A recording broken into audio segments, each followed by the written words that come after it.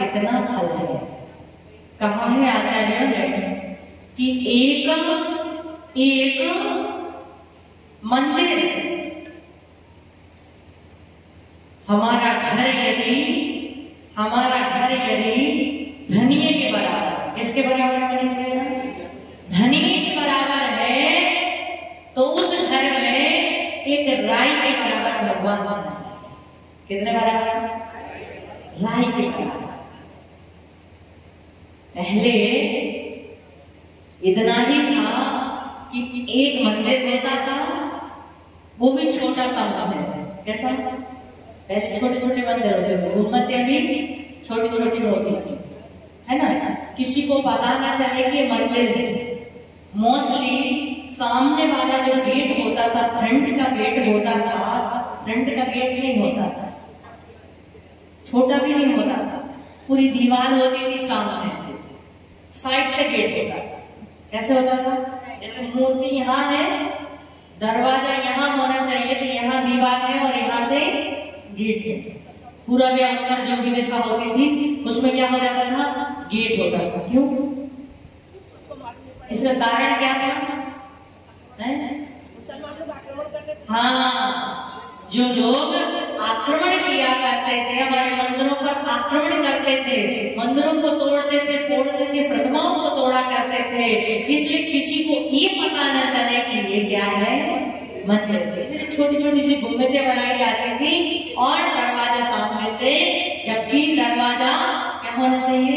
सामने होना चाहिए। खिड़की वगैरह बना दिया करते थे ताकि खिड़की से भगवान की दृष्टि बाहर जाए। तो खिड़की बंद कर दो तो पता नहीं चलता, लेकिन यदि दरवाजा होगा तो सामने से व्यक्ति डायरेक्ट आ सकता आक्रमण करने के लिए, है ना, नष्ट भ्रष्ट करने के लिए। इसलिए क्या होता था कि दरवाजा यहाँ से होता था और सामने से दीवार होती थी, है ना।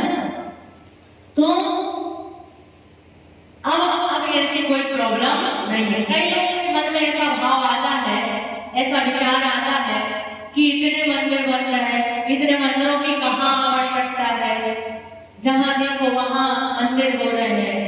तो ये बात तो समझना कि जिस समय मुगल लोगों ने इतना आतंक मचाया था, इतने मंदिर बर्बाद किए थे, क्यों मंदिर बर्बाद कर रहे थे? उस समय गुरुओं ने उपदेश देना चालू किया था। उस समय गुरुओं ने उपदेश देना चालू किया था कि आप धनिये के बराबर यदि घर है तो राई के बराबर एक प्रतिमा विराजमान करना। पहले एक प्रतिमा ही होती थी मूल्य और एक विधि में, इसके अलावा कोई प्रतिमाएं नहीं हुआ करती थी। लेकिन जब इतना हमारी धरोहरें नष्ट होने लगी तो कितना नष्ट करोगे तुम, कितना नष्ट करोगे? तुम्हारे गुरु लोगों ने युक्ति सुझाई और कहा कि धनिये के बराबर घर हो तो राई के बराबर एक मंदिर में प्रतिमा विराजमान करना। और इससे इतना फल मिलता है, इतना फल मिलता है कि पंचकल्याण जैसे मोक्ष जैसे फल को प्राप्त होते हैं। तो लोग प्रतिमाएं क्या करने लग गए? विराजमान करने लग गए। और जब प्रतिमाएं, आज के आचार्य की बात नहीं कर रहे, पूर्वाचार्यों की बात कर रहे, तो उन्होंने ये उपदेश दिया तो बस मंदिर में क्या होने लगी? बहुत सारी प्रतिमाएं। आदमी यदि नष्ट करने का, किसी प्रकार से उत्सर्ग करने का प्रयास ही करेगा तो कितना तोड़ेगा, कितना गिराएगा, कुछ तो बचेगा। जब 6 महीने तक नालंदा में होली चली, इसकी शास्त्रों की, हमारे शास्त्र इतने थे, इतने आचार्यों ने शास्त्र लिखे थे कि 6 महीने तक होली चली, दिन रात जलाए गए शास्त्र। 6 महीने क्या कहलाता है? एक दिन में तो पूरा संसार जल जाए। 6 महीने क्या कहलाते हैं? इतना जलाने के बाद आज हमारे पास इतने शास्त्र बचे हुए हैं, प्राचीन शास्त्र। मूल तो गया, छाछ बची। इसलिए कभी भी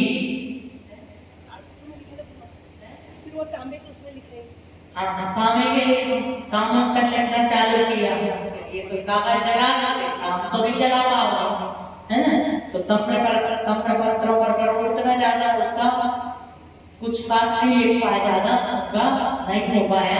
ताड़ पत्थरों पे लिखा, कागजों में लिखा, ताम्र पत्थरों पे लिखा, है ना। तो आदि आदि ये जो है, इसलिए कभी भी कहीं पर भी कोई भी उत्तम कार्य हो रहा हो, मंदिर बन रहा हो, भगवान विराजमान हो रहे हो, जीर्णोद्धार हो रहा हो, है, या कोई जिन यात्रा कर रहा हो, या कोई पंचकल्याण कर रहा हो, तो हमको कभी भी विकल्प नहीं करना चाहिए, कभी उसका विरोध नहीं करना चाहिए, क्योंकि ये सभी जो है, ये 7 क्षेत्र जो है, ये सभी क्या बढ़ाने वाले हैं, इतना पुण्य बढ़ाने वाले, इतना करने वाला। आपके विरोध करने से कोई रोकने वाला नहीं है कि आप सब इतने मंदिर बन रहे हैं, काय को बन रहे हैं, अरे मंदिरों का जीर्णोद्धार ही करो।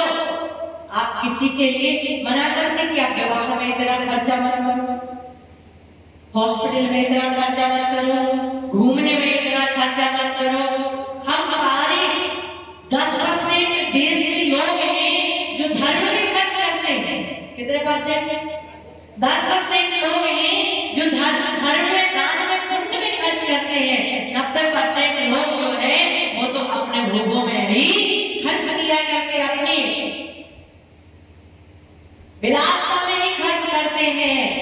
इतना समझना कि एक रावण था जिसके पास इतनी संपत्ति थी, अपार संपत्ति थी, इतनी संपत्ति थी कि उसने अपनी संपत्ति का उपयोग सोने की लंका बनाने में किया। किसमें किया?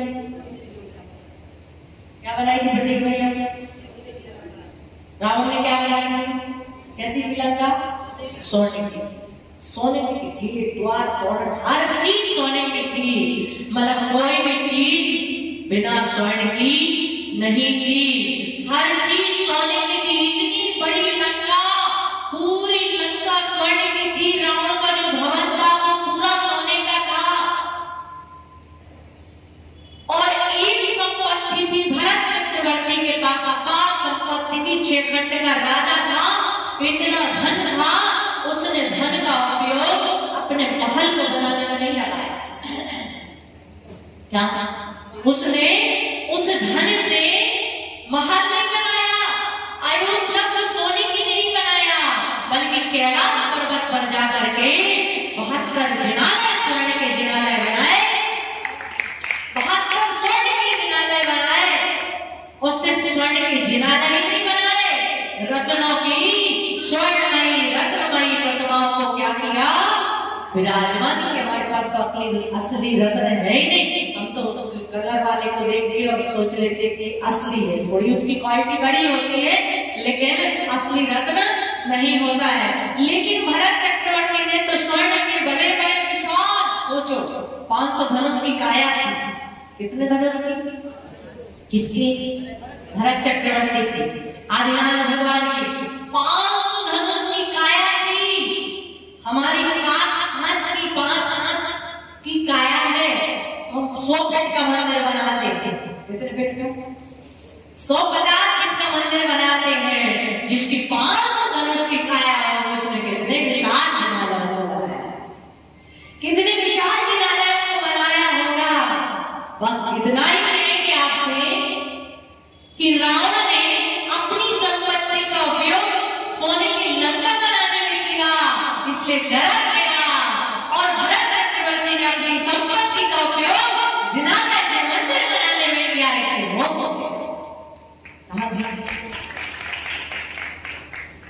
नहीं कहा घर मत बनाओ, मकान मत बनाओ, लेकिन इतना जरूर कहेंगे कि कहीं पर कोई मंदिर बन रहा हो तो उसमें फूल नहीं तो फूल की पापड़ी सहयोग जरूर हो। चाहे जीर्णोद्धार हो, चाहे तो जिनालय का निर्माण यदि हम देते हैं, पूरा मंदिर बनाते हैं। प्रथम हमारे काला जी, इतनी विशाल विशाल प्रतिमाएं।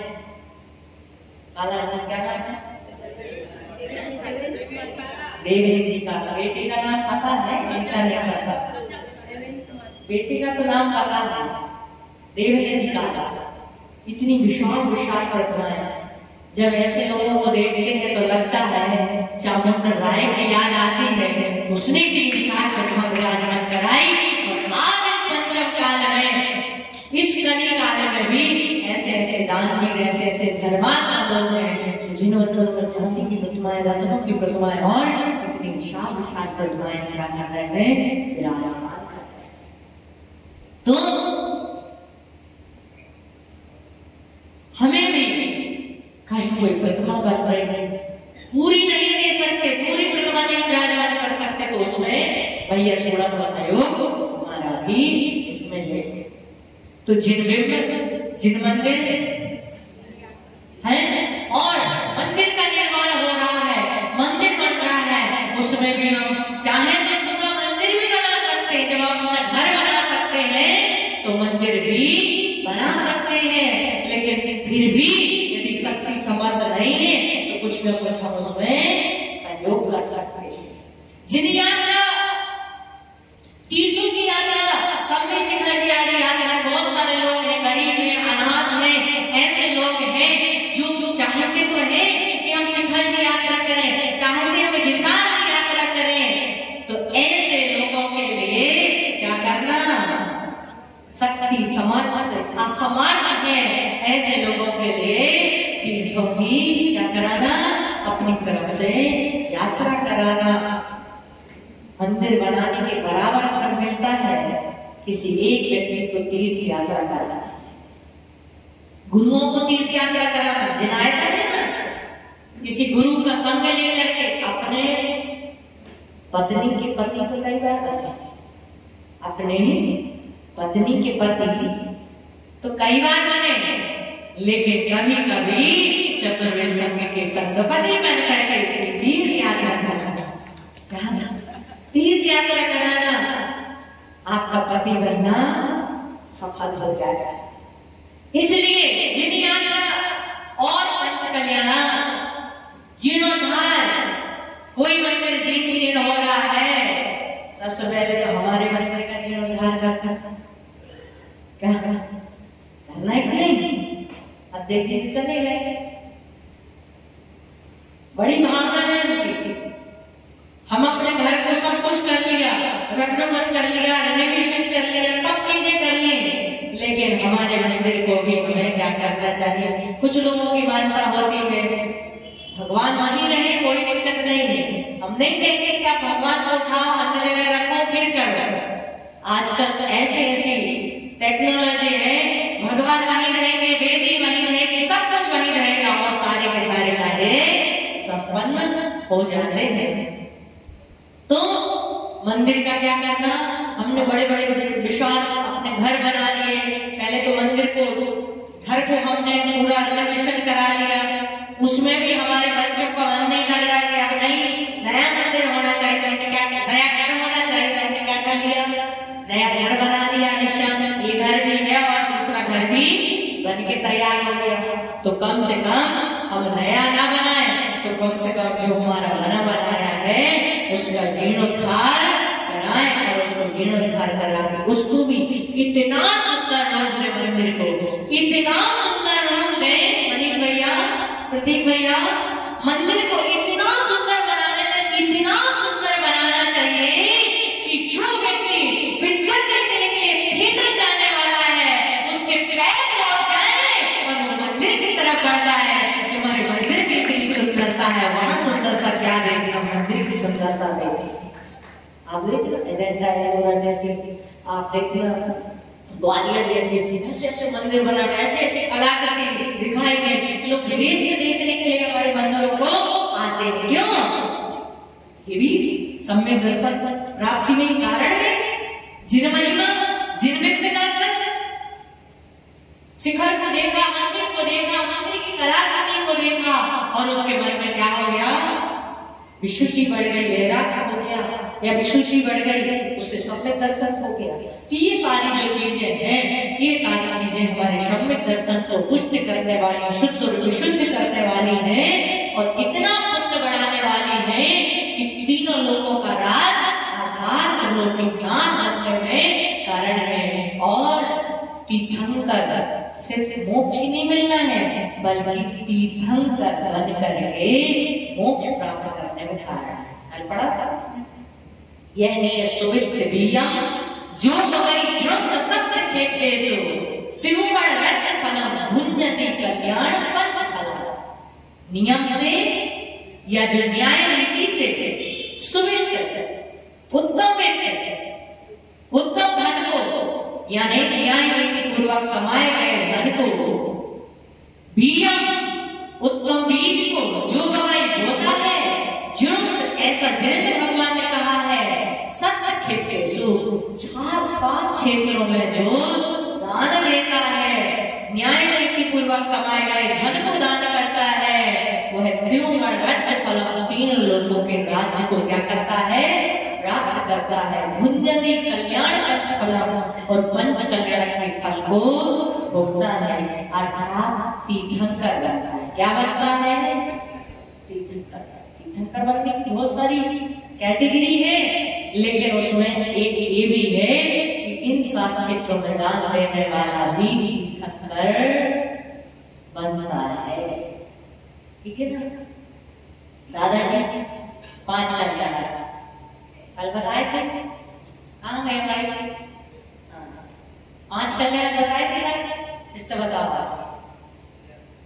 गर्भ कल्याण जन्म कल्याण तप कल्याण मोक्ष कल भी आप जाने मोक्ष को समझ गए।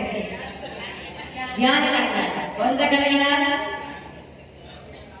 ज्ञान कल्याण हमने बताया था ना। ज्ञान चंद जी अध्यक्ष जी को नाम याद कर लो है ना।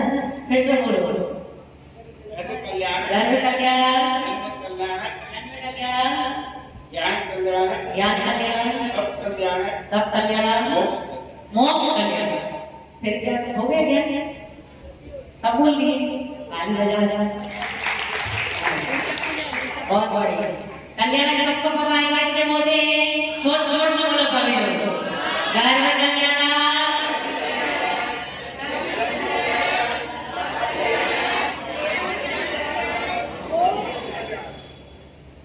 तुम लोग कितने कल्याण हो गए एक भी नहीं हुआ क्यों 2 गर्भ और जन्म। अब आपका पांडव शिला पे अभिषेक हुआ होगा आपकी माता ने 16 नहीं 16,000 सपना देखे होंगे। कितने सपना देखे थे 16 सपना देखे थे कि 16,000 वो तो है ही नहीं। अच्छा देखिए तीर्थंकर भी नहीं है देख पाते तीर्थंकर भी नहीं है तो उनके कल्याण हमें पता है और तीर्थंकर भी नहीं है उनकी माता ने कौन कौन से सपना देखे थे वो भी हमें क्या है पता है। लेकिन आपकी माँ ने कितने सपने देखे थे वो आपको पता नहीं है। इसका मतलब हमारे कल्याण गर्भ जन्म को तभी मिला भी होता क्या नहीं सबका होता है लेकिन गर्भ जन्म होना अलग बात है और कल्याण होना अलग बात है। जो देवों के द्वारा उत्सव पूर्वक महोत्सव पूर्वक बनाए जाते हैं वो ही कल्याण कहलाते हैं। ठीक है ना। आगे चले हो इतनी बात सबको समझ में आ गई। अब आगे कह रहे हैं दान का और क्या फल होता है। मादु पिदु पुत्र मित्रम कलते धन धान बत्तु बाहर विषयम संसार सार सुखम सप्पम जाणौ सुपत्त दान फलम मादु पिदु पुत्र मित्रम कलत धन धन बत्तु बाहर विषयम संसार सार सुखम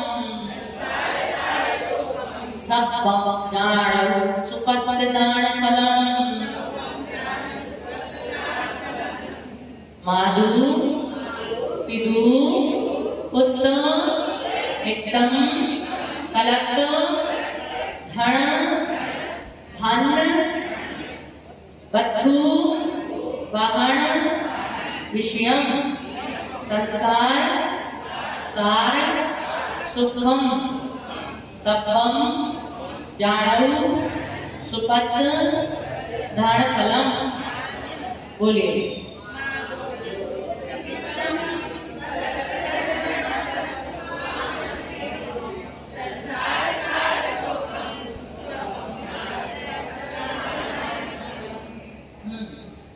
सबको आगे आवाज से फिर से पढ़ेंगे एक बार जोर से।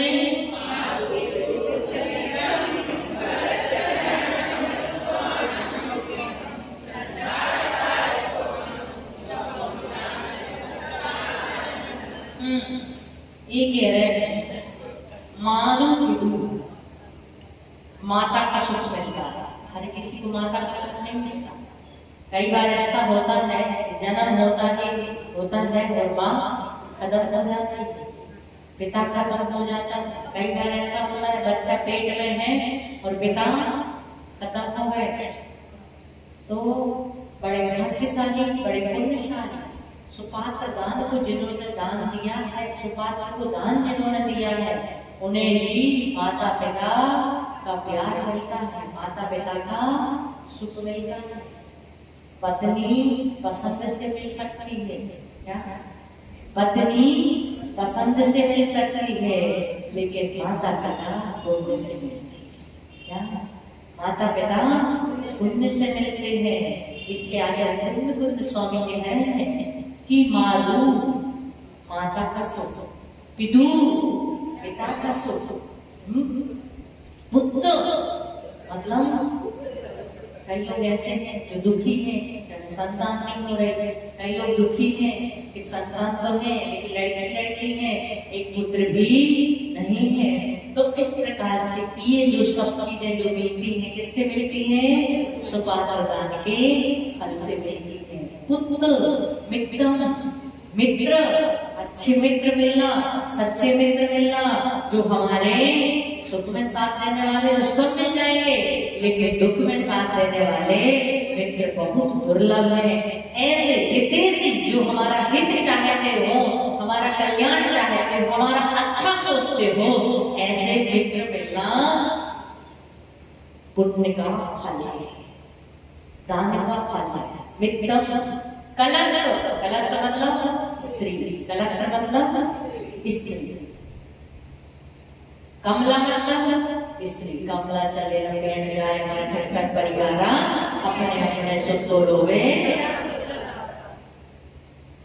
कमला भी किसको कहा है?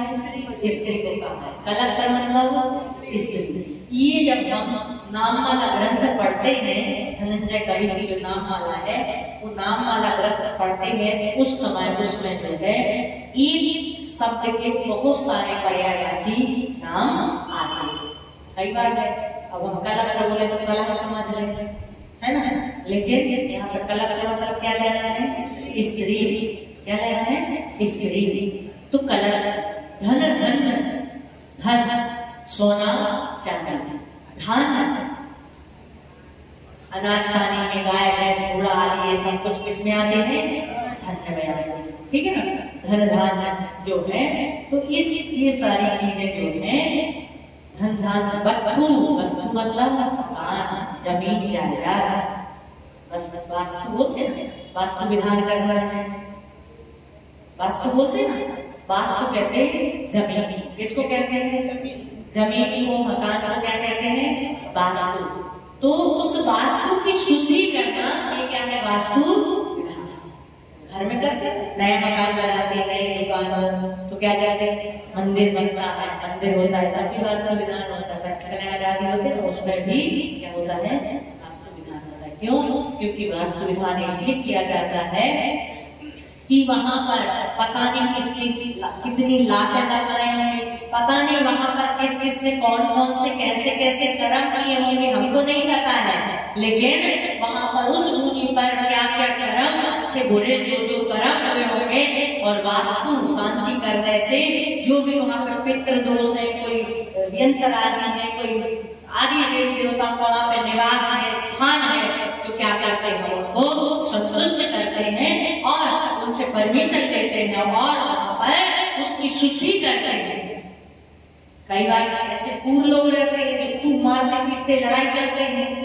कई बार ऐसा होता है तो हमारे घर हुआ हो, हड्डी आदि गई हो, हड्डी आदि हो, है ना, तो हमारे लिए, हमारी जमीन के लिए वो बहुत ज्यादा नेगेटिविटी, जिस ऊर्जा में बहुत सारी नेगेटिविटी हो, उस नेगेटिविटी को पॉजिटिव में परिवर्तित करने के लिए, उस नेगेटिविटी को हटाने के लिए हम क्या करते हैं, वास्तु विधान करते हैं,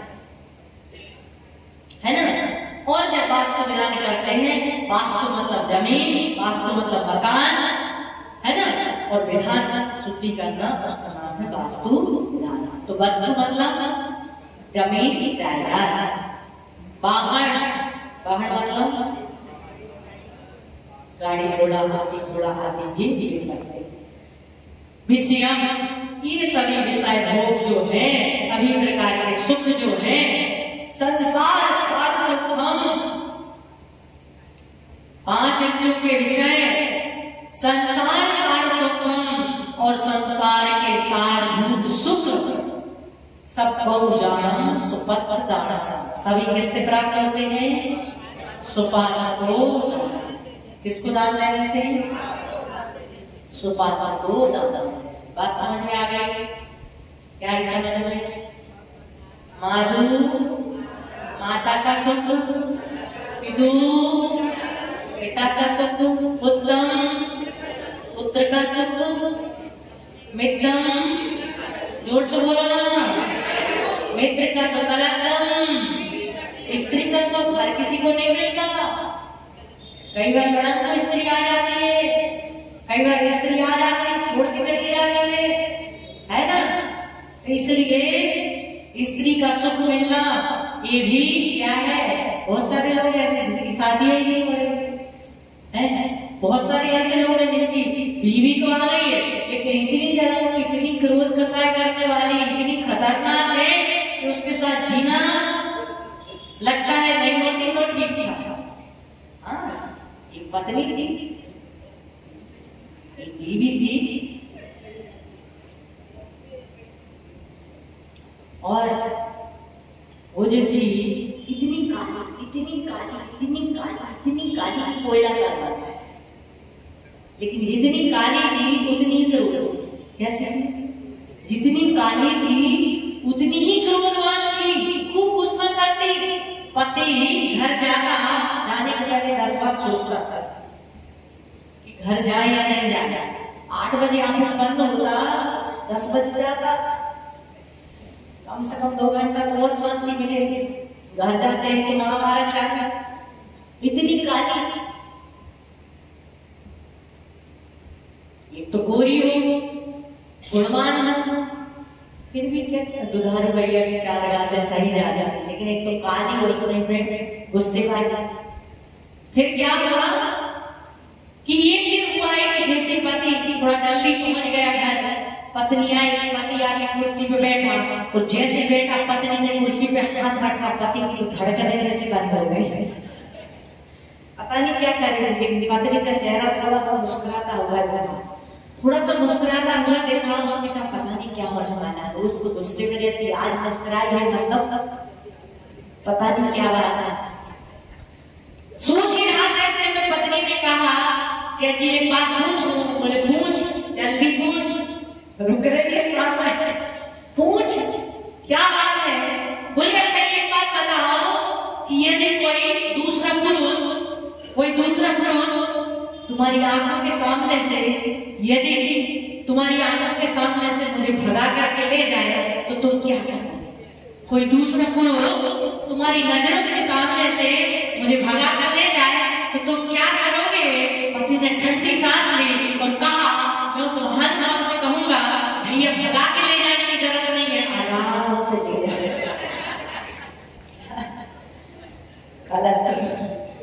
इसलिए पत्नी का सुख कैसा? पत्नी का सुख, अच्छी पत्नी मिलना, गुणवान मिलना, जो हमारी भावनाओं को समझे, ऐसी पत्नी मिलना, ये भी किसका पुण्य है?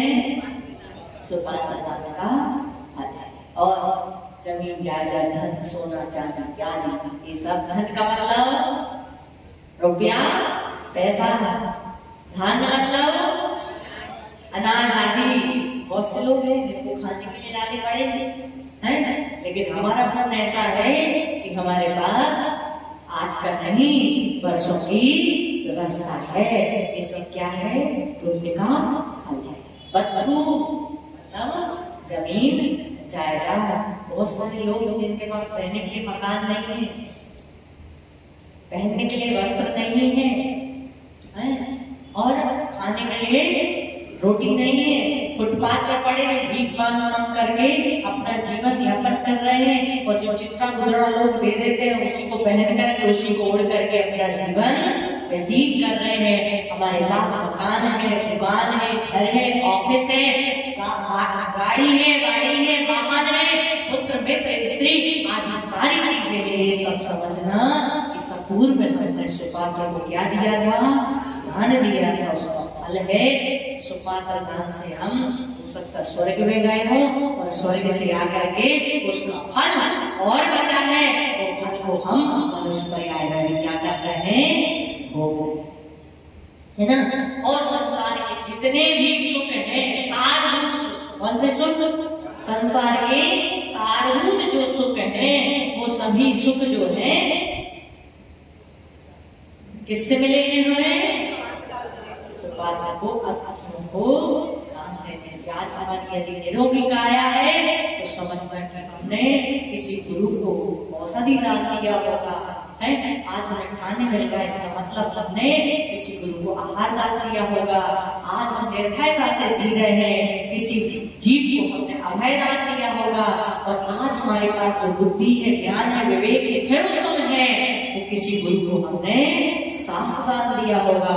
उसका परिणाम है कि आज हमारे पास सारी चीजें व्यवस्थित, ठीक है ना। वही सोच रहे थे कितनी देर हो गई, ठीक है आज इतनी शांति से सुन क्यों रहे हैं? कुछ नहीं वाले में किसी को कुछ पूछना तो नहीं इतने में। हाँ बोलो। मिलता है, इस भाव में भी मिलता है और अगले भाव में मिलता है। भक्त था जिसने कहा कि भगवान हमारी दुआ कबूल क्यों नहीं होती? भगवान हमारी दुआ कबूल क्यों नहीं होती? उन्होंने कहा क्या? भगवान जब हम दुआ करते हैं उस समय हमारी दुआ कबूल क्यों नहीं होती? तो भगवान ने मुस्कुराकर कहा, भक्त गुनाह की सजा भी तो तुरंत कबूल नहीं होती है। गुनाह की सजा भी तो तुरंत कबूल नहीं होती है। हम कुछ करते हैं तुरंत फल मिलता है, थोड़े दिन के बाद मिलता है। ऐसे जो पुण्य करते हैं तो उसका फल भी हमें थोड़े दिन के बाद मिलता है, तुरंत भी मिलता है थोड़े दिन के बाद। लेकिन अब भी कर्म किया तो अब भी मिल जाएगा, मिलेगा, इस भाव में मिलेगा, लेकिन मिलेगा, इस भाव में भी मिलेगा और अगले भाव में भी मिलेगा।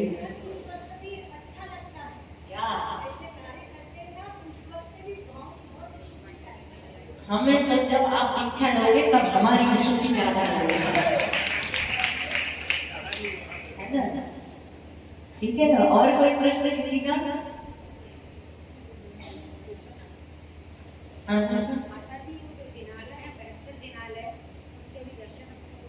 नहीं मिलेंगे, इसलिए नहीं मिलेंगे कि जब दूसरे सगर चक्रवर्ती हुए थे, दूसरे जो सगर चक्रवर्ती हुए थे उनके 60,000 पुत्र थे। कितने थे? 60,000 पुत्र थे। और उन 60,000 पुत्रों के लिए चक्रवर्ती ने आदेश दिया कि भरत चक्रवर्ती ने तो जिनालय बनाया, लेकिन आगे जाकर के हमारे पीतल की प्रतिमाएं नहीं बच रही, तो सोने के जिनालय कैसे बचेंगे? क्या सोने के जिनालय कैसे बचेंगे? तो इसलिए उन 60,000 पुत्रों को आदेश दिया था कि पूरी कैलाश पर्वत कहाँ बनाए थे? 72 जिनालय कैलाश पर्वत पर बनाए थे। उस कैलाश पर्वत पर कोई जाना पाएगा कि जाएगा तो प्रतिमा चुरा ले जाएगा। चोर तो पहुंच ही गया था, लेकिन चोरी करने नहीं गया था, लेकिन था तो चोरी ना। तो उनको लगा आगे जाने के बाद लोग ऐसे जीव होंगे जो भगवान को भी छोड़ेंगे नहीं, मंदिरों को छोड़ेंगे नहीं। इसलिए सगर चक्रवर्ती ने बहुत बड़ी खाई क्या करवा दी थी, खुदवा दी थी, ताकि कोई भी वहां पर जाना। इतना समय हो गया, सारे के सारे क्या हो गए, आदि तूफान भूकंप आदि होंगे तो जनालय तो होंगे, घटनाएं होंगी, लेकिन हम वहां तक पहुंच नहीं सकते हैं, इसलिए दर्शन नहीं हो सकते।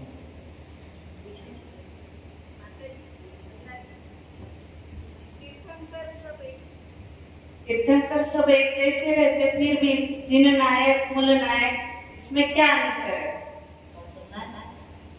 जिन नायक मूल नायक, एक विधि नायक होते हैं और एक मूल नायक होते हैं।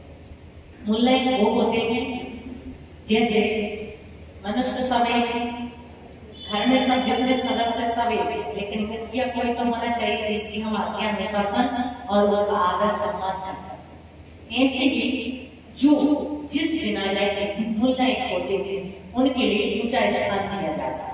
जैसे हमारे बड़े बुजुर्गों के लिए ऊंचा स्थान देते हैं, उनका विशेष आदर करते हैं, ऐसे ही मूल नायक होते हैं उनके निर्देशन चलना चाहिए, उनकी आज्ञा चलना चाहिए।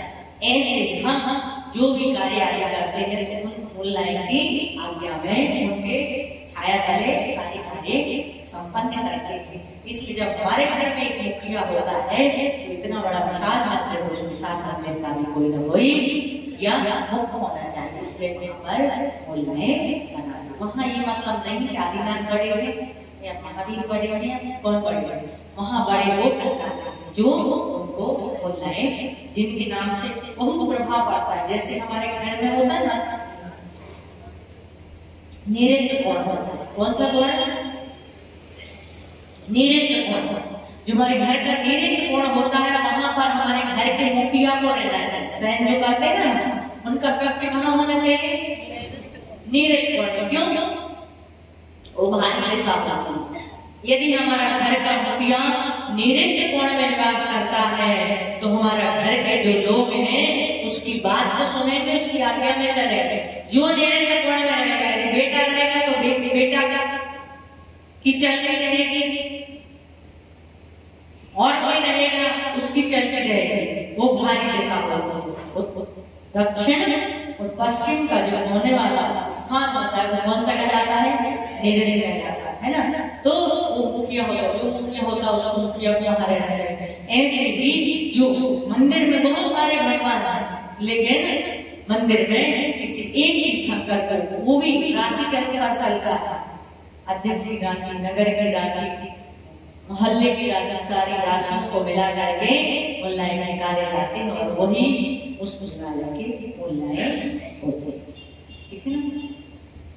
और विधि नायक वो कहलाते हैं जिनमें सारी पंच कल्याण की क्रियाएं संपन्न की जाती है, गर्भ से लेकर के मोक्ष तक की जिनकी प्रक्रिया की जाती है वो कहलाते हैं विधि नायक। जिस पर विधि होती है वो विधि नायक, जो मुख्य मंदिर के होते हैं वो, ठीक है। समय हो गया, आज इतना ही, कल फिर मिलेंगे, पर्याय रही तो